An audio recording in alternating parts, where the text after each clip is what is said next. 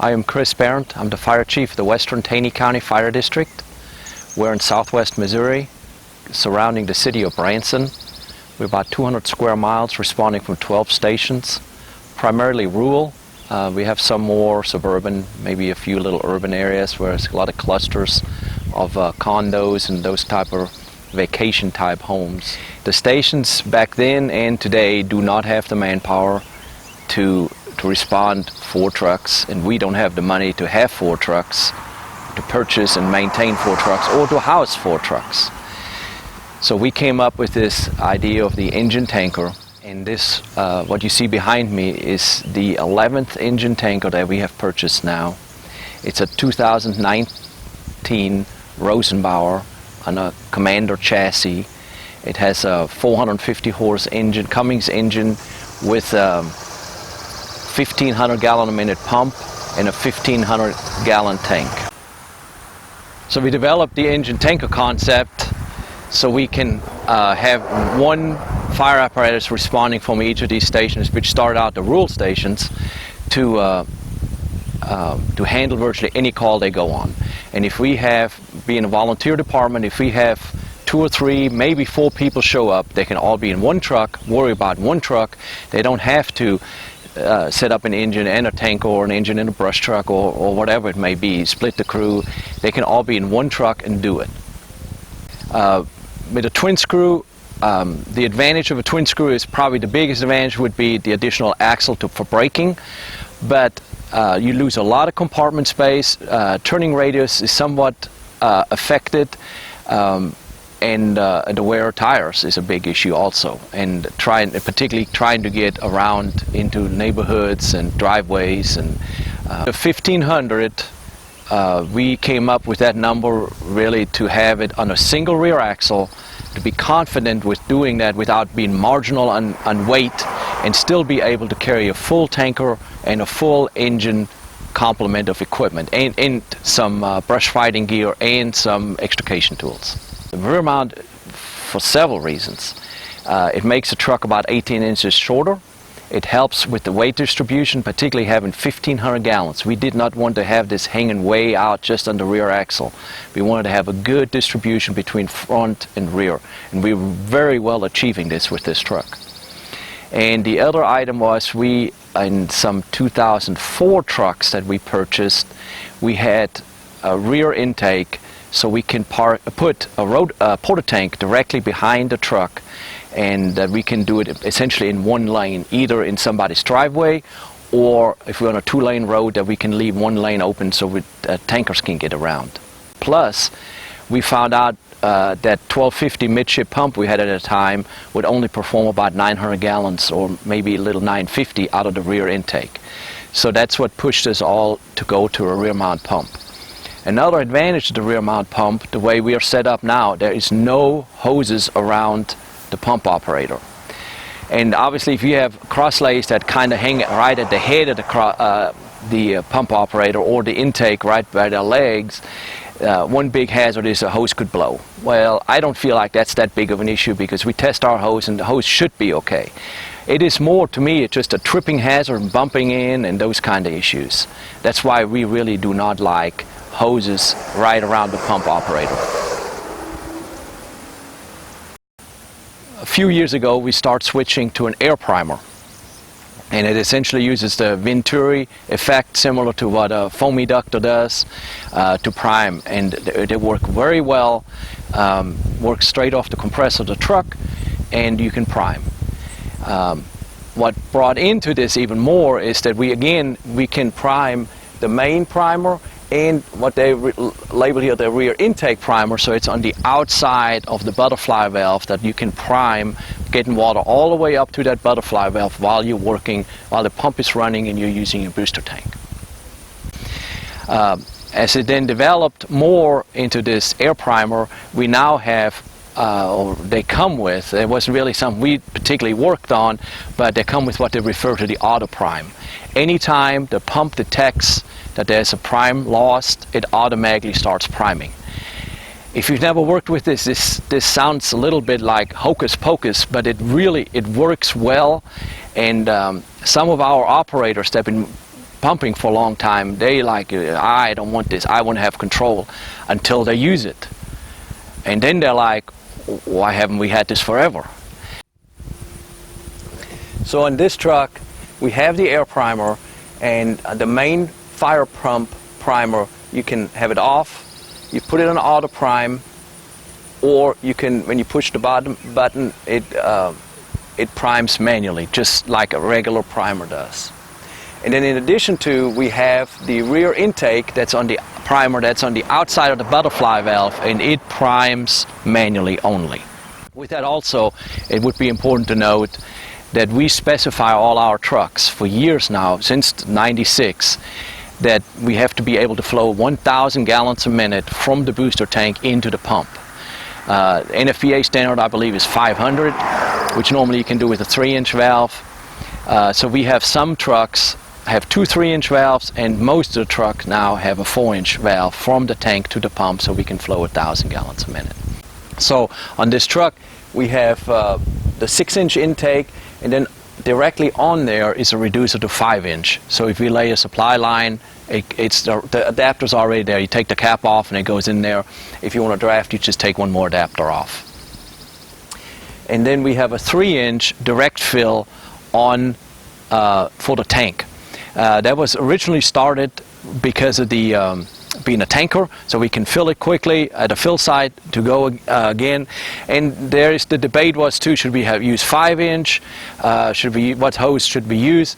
We ended up settling on 3-inch simply because it's a 1,500 gallon tank. It's not that big of a tank, and the added weight and cumbersomeness of adding or dealing with 5-inch versus 3-inch, we felt, or we still feel, that 3 inches suffices for that. And we use cam lock fitting just to make it a little quicker. The discharges is a 1,500 gallon minute pump. There's really a question, how many 2.5 should you have? Obviously every discharge costs money, every discharge weighs something, you pay for it and you have to haul it around, you have to maintain it. So we really took a look at how many discharges we truly have to have. So we do have a plain 2.5 discharge, no foam, that has adapters on it from 2.5 to 1.5 inch and to 1-inch forestry. And then the large diameter discharge, the 4-inch discharge, actually goes to 5-inch hose, but it's a 4-inch plumbing, has a 5-inch discharge, but it also has a 2.5-inch cap on it. Because we have found the truck is either relay pumping and we use the 5-inch, or we're on a fire scene and we probably will not use the 5-inch, and then this is just, we use it just as another 2.5. In regards to the hose loads, the front, we have our two 150-foot 1.75-inch, which we flow water with 150 to 200 gallons a minute off the front, which is the main lines we normally pull. Then in the rear we have a 300-foot 1.75-inch, 200-foot 1.75-inch, a pre-connected 200-foot 2.5. We have 1,000 feet of 5-inch, our hard suction, 200 feet a booster line, and then another non-pre-connected 400 feet of 2.5.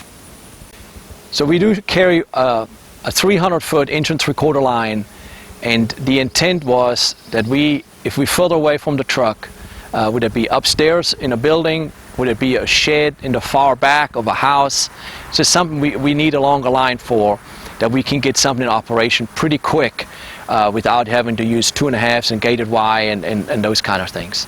So we had a lot of resistance from our own people in regards to the friction loss that would generate and the lack of flow. We found out friction loss is right around 100 psi. We want to flow about 150 gallons a minute at least, and the nozzles being low pressure nozzle that does that about at 55 psi nozzle pressure. So really our discharge pressure is not that high even at a 300 foot. The way we load it is actually the 200 feet of is a regular pre-connect, and then we put a 100-foot high-rise pack on top of it.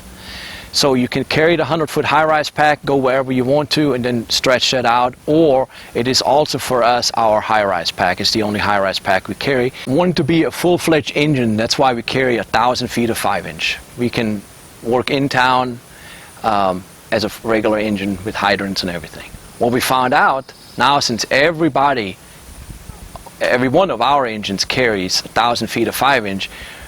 We occasionally make these 3,000, 3,500 foot lays even on a rule of fire, just because it's readily available to us, and every engine that arrives can lay 1,000 feet without any problem.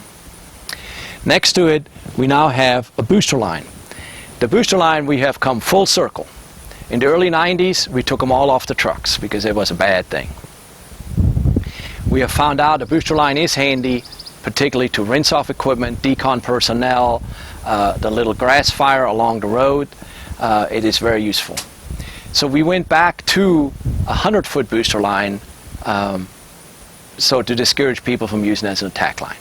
Well, we've been doing this long enough that we really don't have that old stigma to use a booster line on a vehicle fire or even maybe on a house fire. So now on the newest trucks that we now have a 200-foot booster line.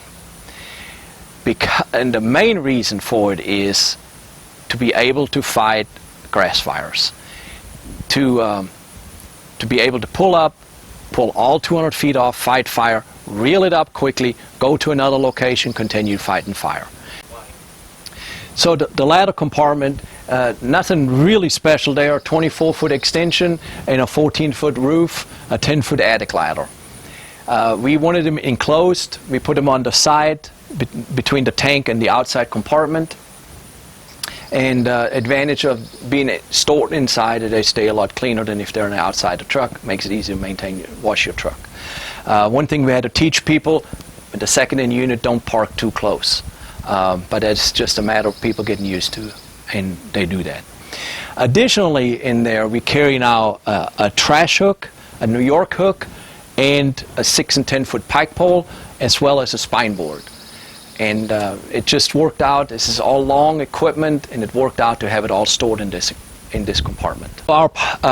We started out with our pre-connected lines. Our shoulder lines were 150 foot long, are red. Our 200-footer is yellow. We've had this for a long period of time. So now we start painting the heads of our pike poles. Again, the short one, which is the 6-footer, is red. The long one, the yellow one, the 10-footer, is yellow. When we switched to a rear-mounted pump, we no longer could have a rear dump. And being a full-fledged tanker, we really wanted to have a rear-mounted dump. And so what we ended up doing is using the large diameter discharge and pumping it off. So to accomplish this, you simply remove your cap,